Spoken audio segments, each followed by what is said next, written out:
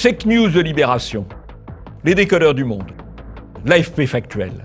Ils sont des dizaines et des dizaines à défendre le politiquement correct au sein d'entités gavées d'argent public, de votre argent. Et nous, sur Immédiat, nous sommes une toute petite équipe pour démonter les mensonges du système. Nous avons besoin de vous. Aidez TV Liberté.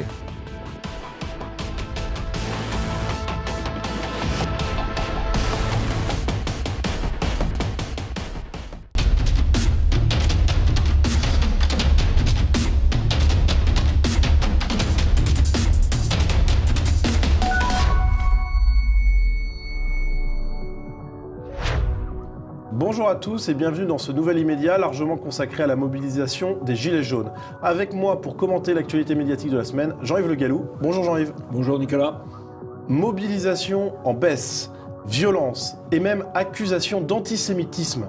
Tous les moyens semblent bons pour tenter d'endiguer la révolte populaire des Gilets jaunes. Période de fête oblige, les médias ont décidé de nous repasser quelques classiques revisités.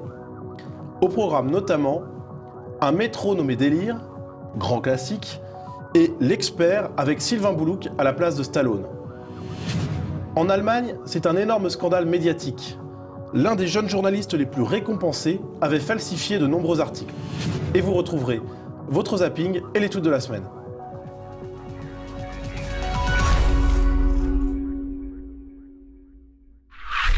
Les médias veulent-ils siffler la fin de la partie? Eh bien, tentative de réponse en vidéo. Est-ce que vous avez envie de transférer la souffrance? Non, Bon. mais il faut que les gens comprennent que ce que le pouvoir met en place fait diviser les gens. Vous voyez, je veux dire Macron, quand il y a eu Mais le c'est mouvement... pas divisé, mais arrêtez avec Macron, c'est une obsession Macron, on s'en fout de Macron. Ici tout se passe dans le calme, ils sont environ une centaine. Vous les voyez gilet jaune quand même. Autour de moi. Possible, le Voilà, l'accueil est extrêmement chaleureux ici. Il y a aussi. On est là quand même. On va revenir, merci beaucoup pour ces précisions donc sur cette action des gilets jaunes. Évidemment, on ne va pas forcément cautionner l'idée de mettre un gilet jaune à des journalistes. Alors, on a deux exemples là, de coupures. Hein. Le direct est coupé parce que la journaliste a le gilet jaune et elle rigole plutôt alors qu'elle devrait être indignée contre cette atteinte à sa dignité, son indépendance, sa neutralité. Donc hop, on coupe. Et puis en plus, elle déclare qu'il n'y a pas eu de violence, donc tout se passe bien. Ça paraît plutôt sympa, familial, bonne ambiance, quoi. Bon, voilà, amical. Et puis Bourdin qui dit mais arrêtez de parler de Macron. Or Macron c'est le sujet puisque c'est lui qui cristallise, qui polarise toutes les hostilités. Donc dans les deux cas on voit une volonté de coupure ou de censure. Et puis on va s'intéresser à une revenante, Sophia Aram, qu'on n'avait pas étudiée depuis un moment. Eh bien regardez, elle a parlé des gilets jaunes. Le gilet jaune est magique. Il peut transformer n'importe quelle endive en Che Guevara des ronds-points. Alors passons à des choses plus sérieuses, en étudiant notamment l'un des ressorts de la critique journalistique et médiatique, la mobilisation qui est annoncée partout en baisse. On a un cas particulier avec BFM qui, par exemple, le jeudi, donc la veille de la mobilisation, annonce que le mouvement enregistre sa plus faible mobilisation jeudi, donc en semaine, hors manifestation hebdomadaire le samedi, et en précisant dans l'article, mais ni dans le chapeau, ni dans le titre évidemment, eh bien que c'était arrivé après que plusieurs centaines de ronds-points aient été tout simplement évacués par les forces de l'ordre. Donc on a une précision qui est... Plusieurs centaines de ronds-points. Exactement. Donc ça veut dire qu'il y avait énormément de ronds-points qui étaient occupés puisqu'on en a évacué plusieurs centaines. Donc ça donne déjà une idée quand même de la mobilisation et de l'implantation territoriale de la mobilisation. Alors ce qu'il est intéressant de noter également, c'est que voilà, c'est évident qu'il y a moins de monde mobilisé si on a évacué ces ronds-points, c'est logique. Oui, et puis qu'on est à 3 jours de Noël ou 4 jours de Noël. Exactement, et justement, à 3 jours de Noël, les Gilets jaunes espèrent encore mobiliser, c'est le titre d'un article de BFM TV qui paraît le matin du samedi de l'acte 6. Donc on a donc déjà un espoir, on montre bien que la mobilisation s'essouffle. Et puis en fin de journée, Gilets jaunes, une mobilisation en baisse, des tensions, voilà le titre de BFM TV. Donc 3 articles à suivre sur une mobilisation en baisse qui donc conclut un essoufflement du mouvement. Alors autre média après l'acte 6, même résultat, par exemple pour Euronews, on regarde la vidéo tout de suite. l'acte 6 des Gilets jaunes marque le pas. Il n'était que 800 à la mi-journée dans la capitale, selon la préfecture. Pour Libération également, la mobilisation est en baisse. Pour Ouest France aussi. Et pour Le Figaro, eh bien, le titre est « Une mobilisation en nette baisse ». Alors, ce qui est étonnant dans tout cela, eh bien, c'est que sur le terrain, les ressentis des journalistes étaient différents. Un exemple avec le témoignage de Rémi Buzine pour Brut. Et donc voilà un peu sur cette situation, une journée de mobilisation qui était plus importante en tout cas à Paris que la semaine dernière. Comme je vous disais, moi je vous donne pas de chiffres parce que c'est impossible de pouvoir vous donner de pouvoir vous donner un chiffre cohérent parce que voilà, en étant tout seul sur le terrain, c'est impossible à vous dire, mais je peux juste vous dire de façon factuelle qu'il y avait plus de monde aujourd'hui que la semaine dernière. Je crois que c'est assez difficile d'ailleurs de chiffrer le monde puisque d'abord, c'est des manifestations qui durent une journée entière. Donc ceux qui sont là le soir ne sont pas forcément là le matin. Et ceux qui sont là le matin ne restent pas toute la journée. Donc il y a un renouvellement. Et en tout cas à Paris, on a vu là encore des milliers de personnes et non pas des dizaines ou des centaines de personnes. Ceci étant, c'est pas forcément Paris qui est le plus révélateur.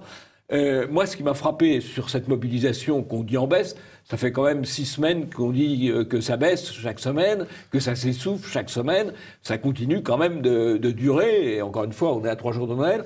Mais ce qui est frappant, c'est les images. Quand on regarde les images des manifestations en province, on voit encore beaucoup de monde. On voit beaucoup de monde au Creusot, on voit beaucoup de monde à Nîmes, on voit beaucoup de monde à Rouen, on voit beaucoup de monde à Nantes, on voit beaucoup de monde à Quimper. Donc tout ça montre que le mouvement continue d'être très actif, encore une fois, à 3 jours de Noël. Effectivement, il y avait sans doute beaucoup de gilets jaunes qui avaient préféré rentrer en famille. Alors, un autre angle d'attaque médiatique, eh bien, c'est l'impact théorique qu'auraient les gilets jaunes sur l'économie française. Alors, on va regarder tout de suite 2 vidéos qui démontrent qu'il y a un angle d'attaque commun pour les médias. Commerce, restauration, tourisme, ces 3 secteurs ont été pénalisés par la crise des gilets jaunes. Conséquence, la Banque de France estime déjà à 0,2 points de croissance en moins, soit autant que les grèves de 1995 qui avaient lourdement touché le pays. Les commerçants ont perdu 2 milliards d'euros de chiffre d'affaires, du jamais vu depuis une dizaine d'années. La grande distribution estime ses pertes à 2 milliards d'euros. Dans le Gard, 450 salariés et prestataires d'une plateforme d'Auchan ont été mis au chômage partiel.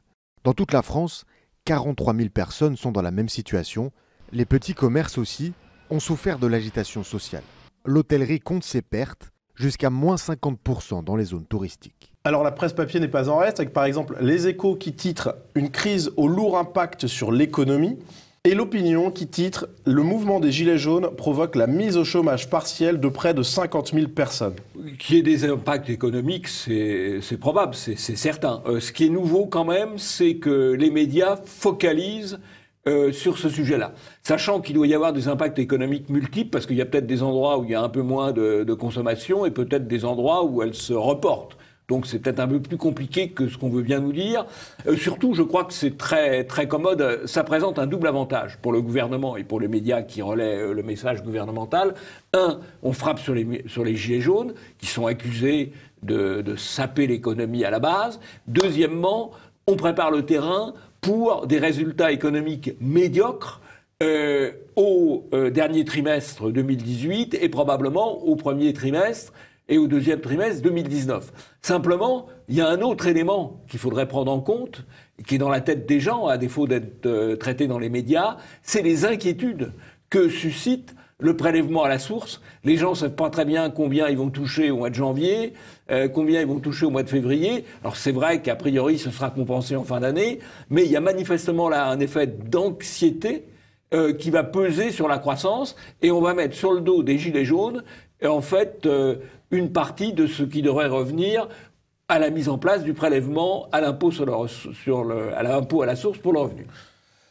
Alors, autre point d'attaque des médias ces dernières semaines, les accusations d'antisémitisme. Tout est parti d'une vidéo tournée auprès du Sacré-Cœur.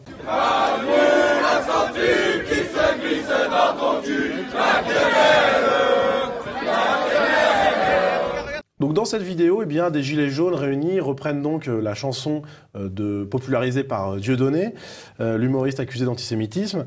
Et eh bien, les médias ont immédiatement réagi. On a par exemple Le Monde qui évoque des dérapages antisémites et violents de certains gilets jaunes qui jettent le trouble.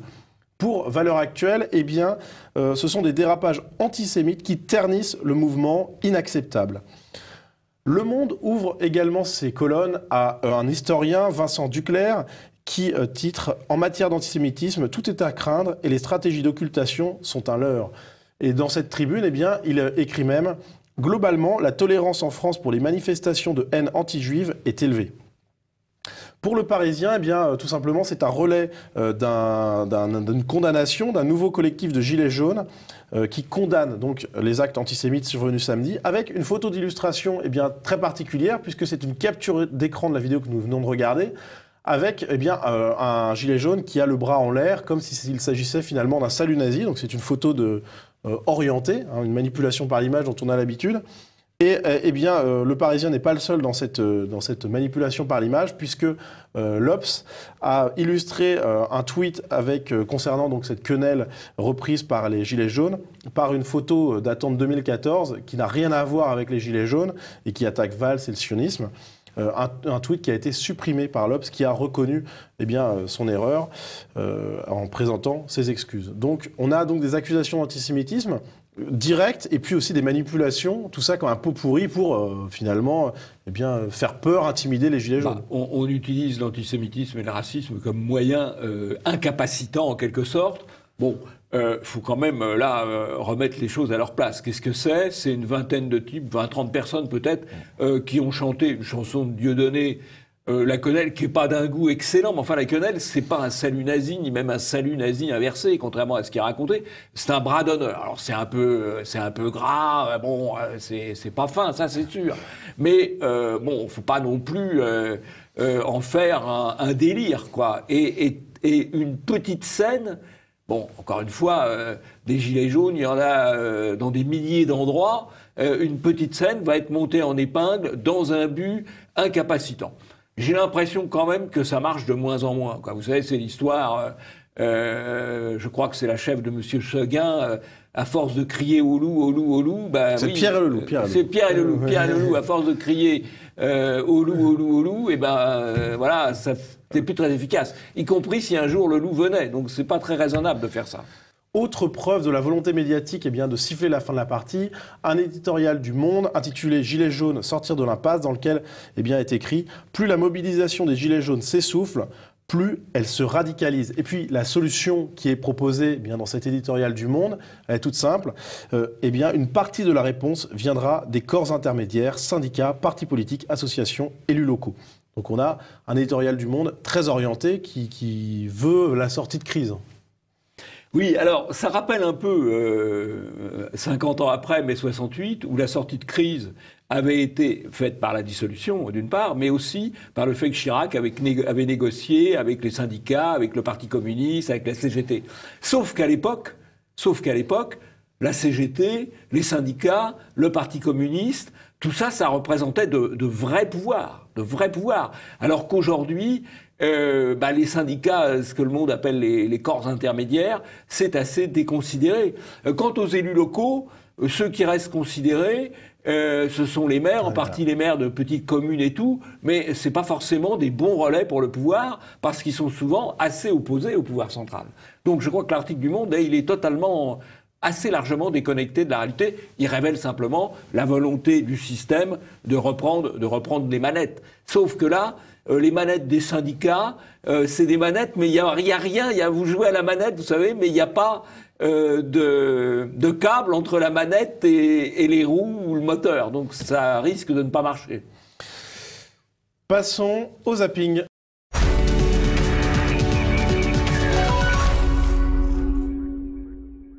Elle parle d'un président qui ne sort plus sans se maquiller tellement il est marqué.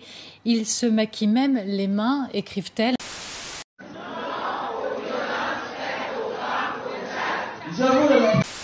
C'est qu'il y a un tournant pour lui et même physiquement au Puy-en-Velay. J'essaie de me souvenir du jour précis où la préfecture avait été incendiée et le surlendemain, il va sur place.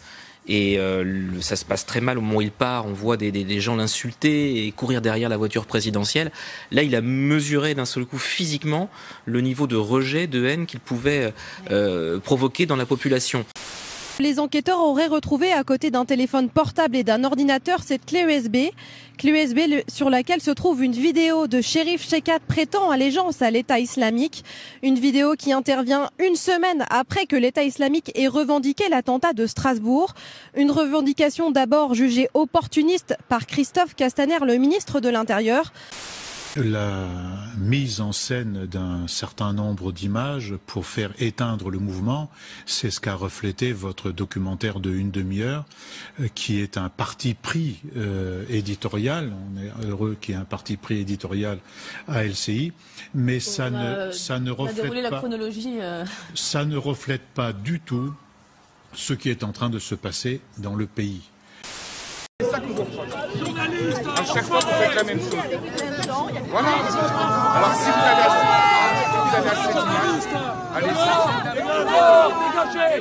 Dégagez. Dégagez.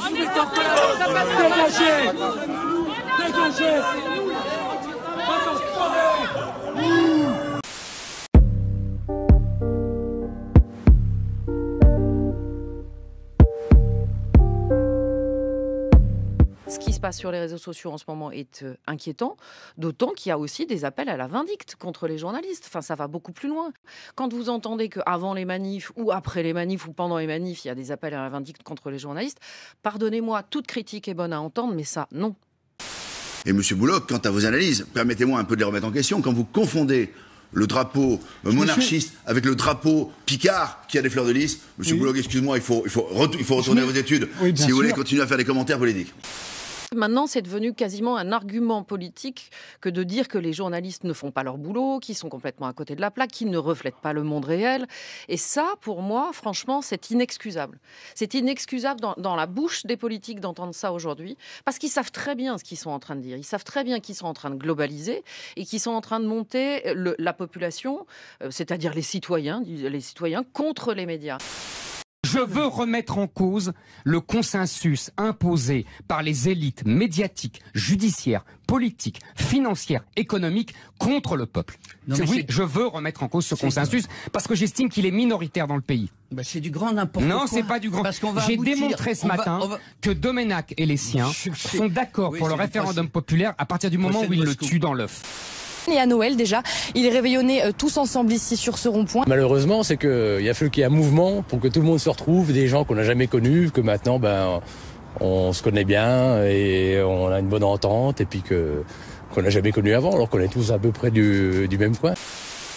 C'est cette solidarité des ronds-points qui sont en fait des gens qui habitent pas très loin, qui se connaissaient peut-être de loin mais se connaissaient pas très bien, puis tout à coup en fait se sont retrouvés, se sont parlé, ont retrouvé une famille, ont recréé du lien social, pour le dire en mode gauchiste, pour faire plaisir à Gérard, et en fait tout à coup ces solidarités qui sont ressuscitées ont ressuscité dans le même temps la conscience politique du peuple, en fait, pour utiliser un mot un peu gros, mais c'est ça qui s'est passé. Bah ça s'est passé très très bien, comme un réveillon de Noël, mais pas comme les autres. Voilà, un réveillon de Noël sur un rond-point, avec des gens qu'on ne connaissait pas encore il y a un mois. Des gens, des retraités, des jeunes, des vieux, des femmes, des hommes, voilà, des personnes de tous bords. Et puis c'était une super soirée. Donc on a l'électricité, on a un groupe électrogène, donc on y a mis de la musique, on a dansé. Et voilà, c'était une super soirée. Je pense que je me souviendrai longtemps et que je raconterai à mes enfants et à mes petits-enfants. Bon, alors quelques commentaires dans le zapping. Macron a été accusé d'avoir fait le signe du Wakanda quand il était au Tchad. C'est pas absolument certain. C'est peut-être un signe qui voulait dire non aux violences faites aux femmes. Enfin bon.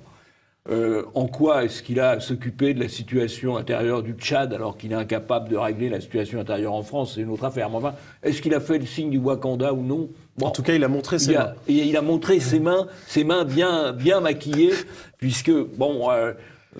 Il arrive qu'on puisse se maquiller les mains, notamment quand on évolue en âge, mais Macron, qui est quand même encore jeune, il a 40 ans, pareil, qu'il se maquille les mains. je ne sais pas comment il va finir, hein, parce qu'il n'est pas en forme. Il paraît qu'il a perdu 5 kilos. Il ne doit pas être taillé pour le costard. Hein. Bon. Alors, ensuite, il y a quand même, évidemment, on retrouve toujours sur le problème, les rapports entre les médias et les gilets jaunes. Bon, on voit une scène où les journalistes de France 3 se font mettre dehors, pas violemment d'ailleurs, enfin se font mettre dehors d'une manifestation. Virilement. Virilement, on exagère. Non, ils sont persuadés de partir. Voilà, bon, n'exagérons rien. Mais bon, on peut aussi comprendre les gilets jaunes qui sont quand même, qui ont le sentiment, à juste titre, d'une volonté de minorer et de dénigrer leur mouvement, et en particulier France 3, qui est allé, on l'a mentionné la semaine dernière, jusqu'à tronquer une image. Bah oui, après. Truquer une image. Truquer une image, absolument, vous avez raison, Nicolas. Et donc, bah oui, ça crée la méfiance dans les médias. Alors, il y a aussi une scène extraordinaire avec Élise Lucet qui nous dit, qui attaque les politiques, qui dit qu'il est inexcusable de dire que les médias sont coupés des réalités. Bah, c'est une opinion. C'est pas inexcusable de tenir une opinion. Madame Lucet a peut-être le droit de ne pas avoir cette opinion, mais les hommes politiques qui la tiennent ont aussi le droit de le tenir. Elle n'a pas à s'ériger en censeur de tout, Madame Lucet. C'est vrai qu'elle peut avoir des difficultés pour comprendre les gilets jaunes, puisque c'est une des journalistes quand même les mieux payées du paysage audiovisuel français, avec plus de 25 000 euros de revenus mensuels, un peu comme à TV Liberté, Nicolas. Ah bah exactement. Ah, exactement. Ah, voilà. Donc effectivement, elle a peut-être un peu de mal à se mettre dans la peau du gilet jaune, qui doit être entre 10 et 15 fois en dessous de cela. Voilà. En sachant qu'Élise Lucet, c'est pas la pire du PAF au niveau du rapport salaire-travail fourni, à mon avis. Parce qu'elle travaille. Non. Oui, parce qu'elle travaille, oui, tout à fait. Non, c'est sûr. Elle fait plus que... C'est un travail on peut dire d'investigation, souvent orienté. C'est pas simplement de l'éditorialisation. Ça, c'est vrai. Et ben voilà, on aura même défendu les Lucet, donc bravo pour votre ouverture d'esprit. Dernier élément qui mérite d'être souligné, c'est qu'on a découvert chez le terroriste de Strasbourg, enfin dans les objets du terroriste de Strasbourg, une clé USB dans laquelle il revendique au nom de l'État islamique l'attentat qui avait été commis.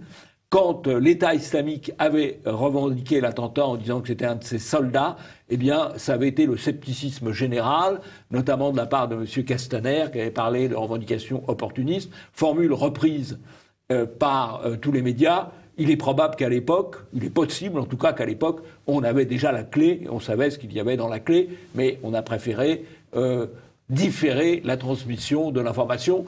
C'est en tout cas une hypothèse qu'on peut formuler. Donc c'est la méthode classique. On enfume les gens dans un premier temps, quitte à leur dire dans un deuxième temps la réalité, mais dans un deuxième temps, ça a évidemment beaucoup moins d'impact. Ce qui compte, c'est ce qui est affirmé, c'est pas le démenti qui arrive après, ou le démenti qui arrive après, il compte 10 ou 20 fois moins. Très bien, passons au deuxième sujet. Menu de fête pour les médias, intox sur lit de propagande.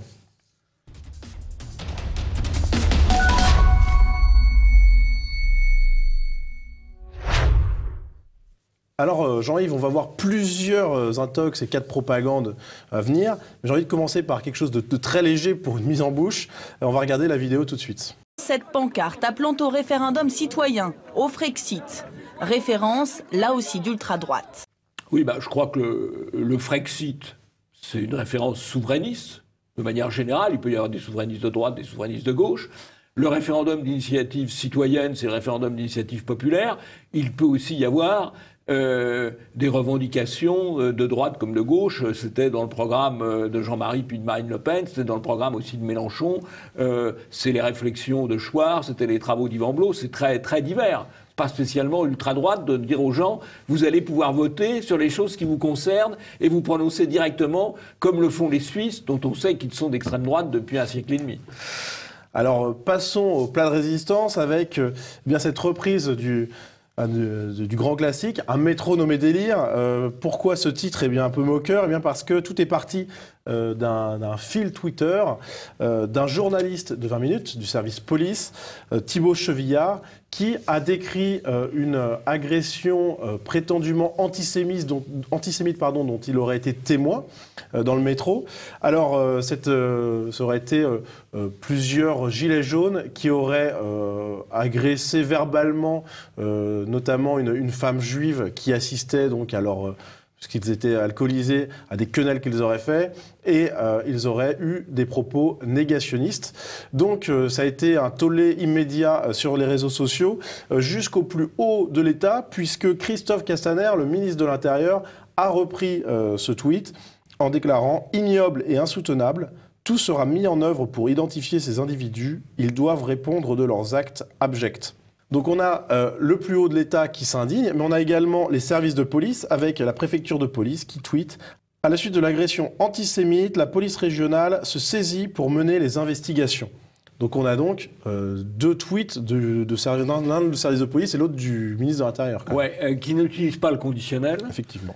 Qui utilise le mot agression alors qu'il s'agit d'injures verbales, peut-être, si elles ont lieu. Hein. Donc il y a vraiment un manque, à la fois un manque de prudence, un manque de distance, et le fait, évidemment, les injures ne sont pas justifiables, bien sûr, mais c'est pas sur le même plan une injure, c'est-à-dire des paroles quand même qui volent, qui laissent pas beaucoup de traces. Hein. Comment on établit les paroles, après c'est parole contre parole, et une agression physique qui, elle, correspond à des éléments beaucoup plus objectifs. C'est toute la difficulté de ce type d'affaires, c'est que quelle est la base factuelle prouvable dans tout ça, voilà. Alors justement, mais ça fait rien parce que ce soit une base factuelle prouvable ou pas, ça va faire pendant des heures, on va en parler et on va mettre ça en relation avec la quenelle du matin et on va pouvoir monter une grande séquence d'amalgame sur la base de deux événements, à analyser quand même précisément. On va monter un gigantesque amalgame pour essayer de discréditer tous les gilets jaunes. Pas sûr que ça marche non plus. Alors vous parliez de base factuelle, et bien justement, le journaliste qui a donc assisté a priori à cette scène, a fait une vidéo le lendemain pour 20 minutes dans laquelle il s'exprime, et on peut noter plusieurs différences. Donc on va les regarder rapidement ensemble. Premièrement, sur son fil Twitter, il parle de personnes un peu éméchées, alors que dans sa vidéo, le terme précis devient très éméché. Le terme plutôt bon chic, bon genre qui était présent dans le fil Twitter disparaît dans son témoignage à froid. Et beaucoup plus grave, dans sa première version, la dame disait « J'ai été déportée à Auschwitz » aux gens en gilet jaune, alors que finalement, après une nuit de sommeil, c'est devenu, selon ce journaliste, mon père a été déporté et est mort à Auschwitz. Donc un changement assez incroyable. Et puis aussi une petite différence, dans le fil Twitter, il ne le mentionne pas, mais il le mentionne le lendemain, le fait qu'il ait adressé la parole à la dame après l'altercation. Alors ce sont des différences qui ont été confirmées par la personne en question, qui a été interrogée par 20 minutes, qui a été retrouvée et interrogée par 20 minutes. Donc dans un article, scène antisémite dans le métro, je suis au-dessus de tout ça. Alors, ce qu'il est intéressant de noter, c'est que cette personne, elle déclare qu'il s'agissait de propos d'ivrogne et qu'il ne fallait absolument pas dramatiser ce qui lui était arrivé. Et puis, si elle déclare qu'elle a bien entendu l'un des hommes lui dire qu'il avait, comme son père, été à Auschwitz, mais elle n'est pas certaine, avec le bruit du métro, nous écrit 20 minutes, qu'il est ajouté que cela n'avait jamais existé. Et puis, à la fin de l'altercation, contrairement à ce qu'avait écrit le journaliste, elle ne baissait pas la tête toute penaude, mais elle était au contraire très contente de son esclandre. Esclandre, ce qui veut dire que c'est elle qui les a pris à partie la première. Exactement, celle qui allait les voir. Parce qu'ils avaient... Ils faisaient des quenelles, exactement. Parce qu'ils faisaient, oui. Et donc voilà. Et pour elle, elle conclut en disant que pour elle, il n'y a pas lieu de porter plainte puisque c'était uniquement des propos d'ivrogne. Donc c'est une mesure, en tout cas, qui n'était pas celle du journaliste. C'est assez intéressant quand même parce qu'on a eu une affaire montée en épingle, alors que les deux des protagonistes, on n'a pas retrouvé apparemment les gilets jaunes, ni d'autres témoins par ailleurs, ni d'autres témoins, mais les deux personnes qui sont au centre du dispositif, elles ne disent pas du tout la même chose. Comme quoi, en matière de témoignage, surtout sur les sujets sensibles, il faut être particulièrement prudent. Voilà. Effectivement, si un journaliste de 20 minutes se trompe sur autant d'éléments sur une affaire dont il est directement témoin, ça laisse songeur quand il doit s'appuyer sur des sources extérieures, des témoignages eux aussi qui sont légèrement, qui sont peu crédibles ou autres. C'est quand même inquiétant. Hein. Mais là, il a fait le buzz. Il a fait le buzz, et précisément, il a fait le buzz parce qu'il en a rajouté pour faire le buzz.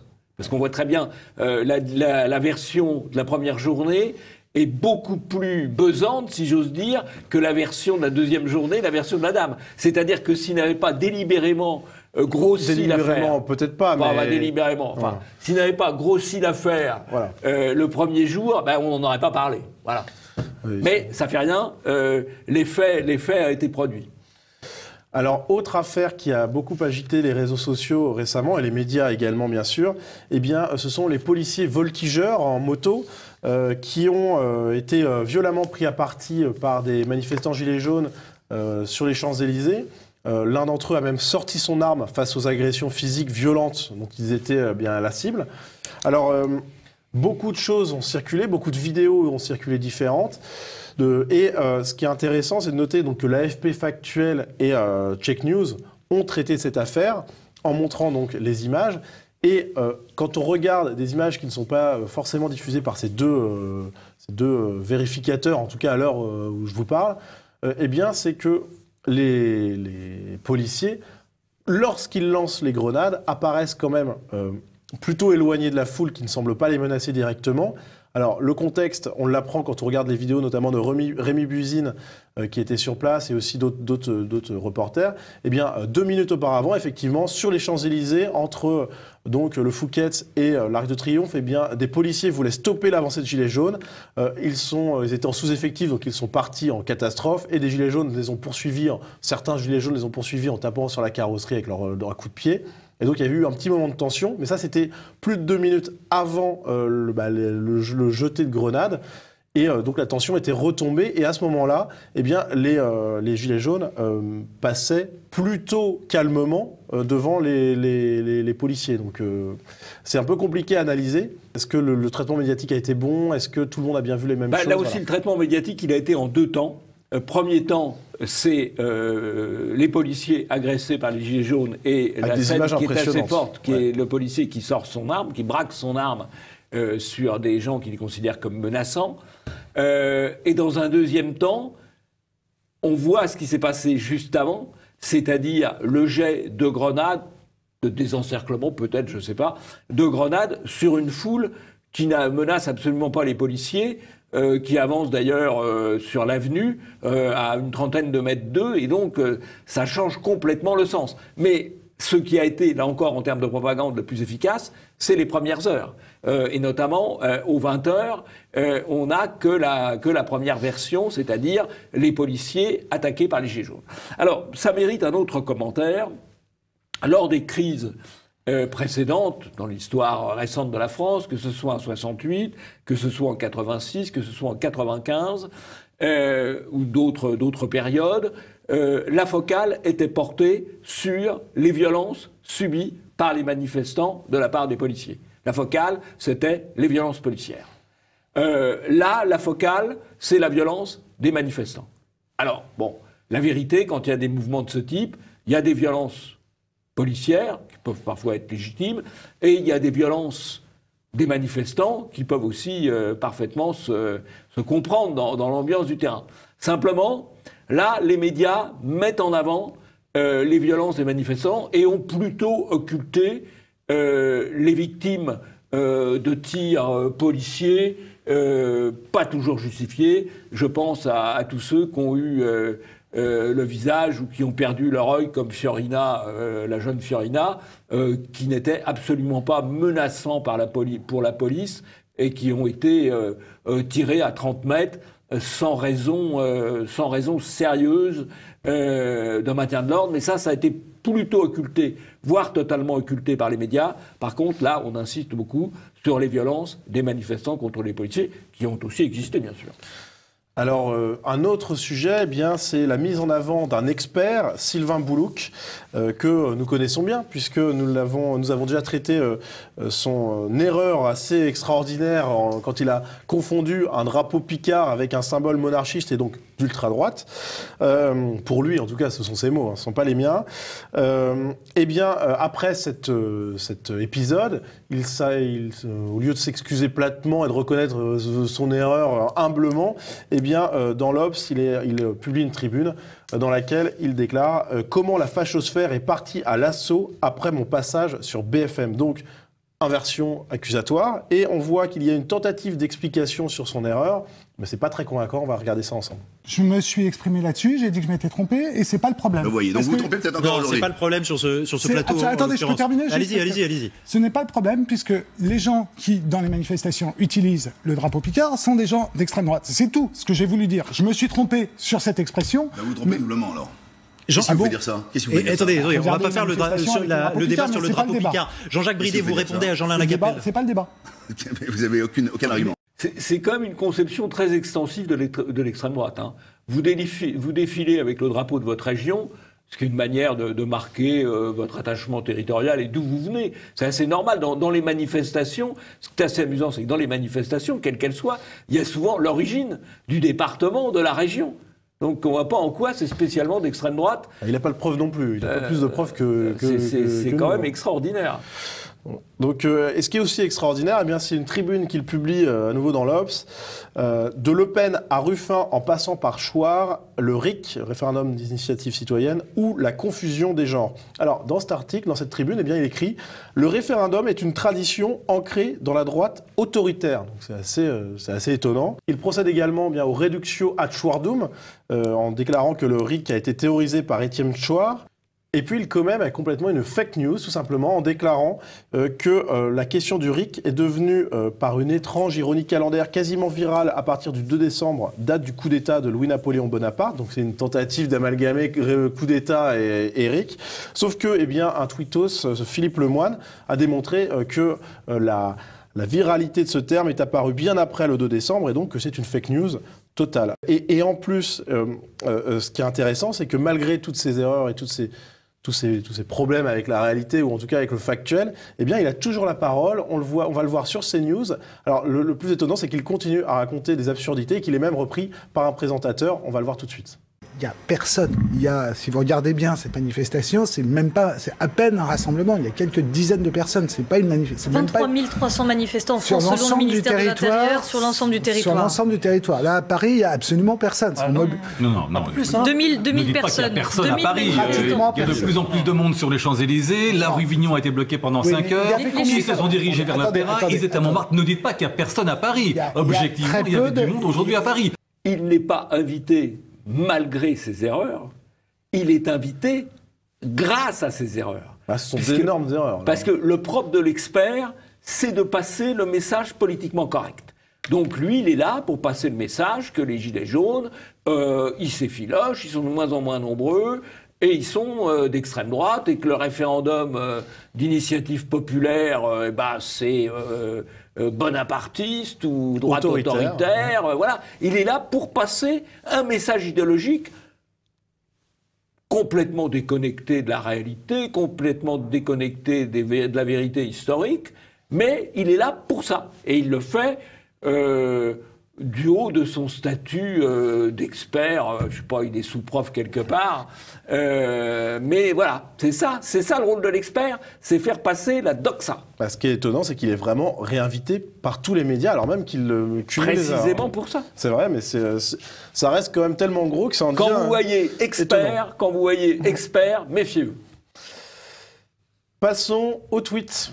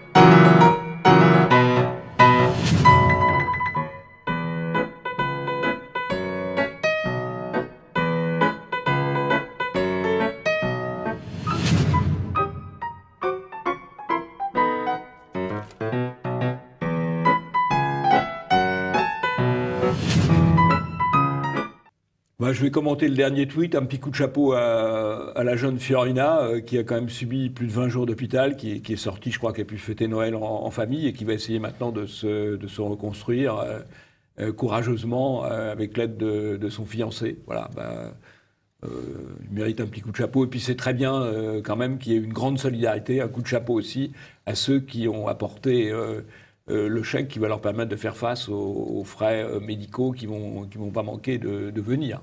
Voilà. Alors,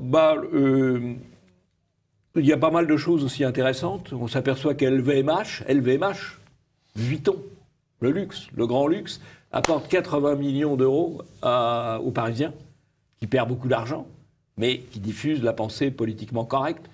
LVMH, c'est les très riches qui s'adressent aux moyens riches ou aux pas riches du tout, grâce aux Parisiens pour bien les formater. 80 millions d'euros pour le Parisien, en dehors d'ailleurs de l'argent public. De l'aide à la presse. Et donc, chers amis, pensez quand même au petit Noël ou aux fêtes de TV Liberté.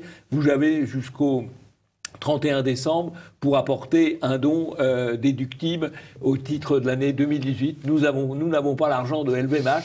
Non, ça c'est clair. Non, ça c'est sûr. Mais nous pouvons espérer avoir celui des donateurs de TV Liberté.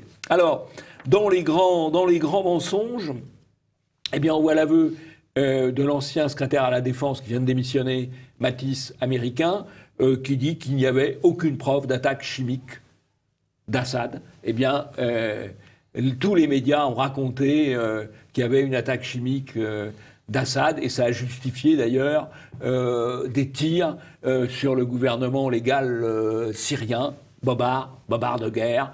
Malheureusement un classique. Malheureusement un classique. Et quand le démenti vient, eh ben ça n'a pas d'importance, parce que l'effet a été utile au moment où le mensonge a été dit. Voilà. Alors, dernier point, l'article du Canard qui est assez intéressant, Canard enchaîné, qui dit que Macron veut se payer BFM. Alors, c'est vrai que BFM, ils défendent absolument le gouvernement, ils tapent sur les gilets jaunes, mais ils surfent aussi sur les images. Et ça leur est reproché par Macron, ça leur est reproché par pas mal d'éditorialistes qui considèrent que les images des manifestations de gilets jaunes devraient être, au fond, censurées, qu'on ne devrait pas les montrer. Alors les médias les montrent parce que c'est aussi un élément de la réalité quand même. Et puis ça fait de l'audience. Voilà, tout simplement, ça fait de l'audience.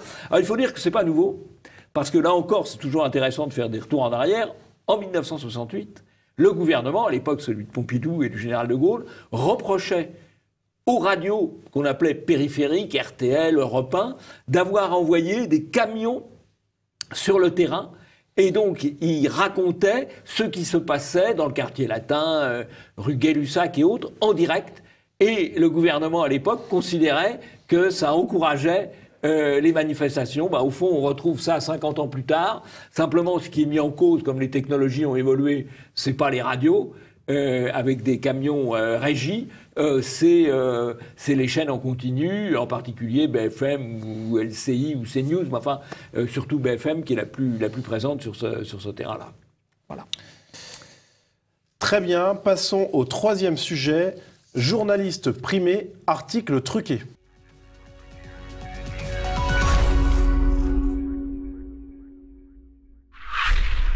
C'est le scandale médiatique de l'année en Allemagne.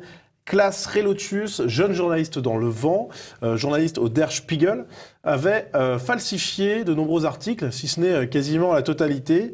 Alors, parmi ces articles falsifiés, souvent très politiquement corrects, on retrouve par exemple un reportage avec un regard croisé sur une migrante sud-américaine et une bande de miliciens américains qui gardent la frontière. Et puis un article sur une petite ville américaine qui était complètement faux. Alors, juste pour vous donner un exemple de ces falsifications qui étaient quand même hallucinantes, eh bien, des habitants de cette ville ont repris l'article et ont démontré qu'il y avait d'énormes erreurs, dont 11 particulièrement importantes, avec, par exemple, le journaliste qui avait décrit un restaurant dont les fenêtres donnaient sur des cheminées fumantes d'usines, donc pour donner un peu l'image d'une Amérique industrieuse, un peu populaire, etc. Alors qu'en fait, eh bien, dans ce restaurant-là, s'il y avait été ne serait-ce qu'une seule seconde, il aurait vu que précisément, il n'y avait pas de fenêtre dans ce restaurant. Donc c'était la particularité de ce lieu. Donc c'est complètement incroyable, et une simple recherche de base lui aurait montré que c'était complètement hallucinant.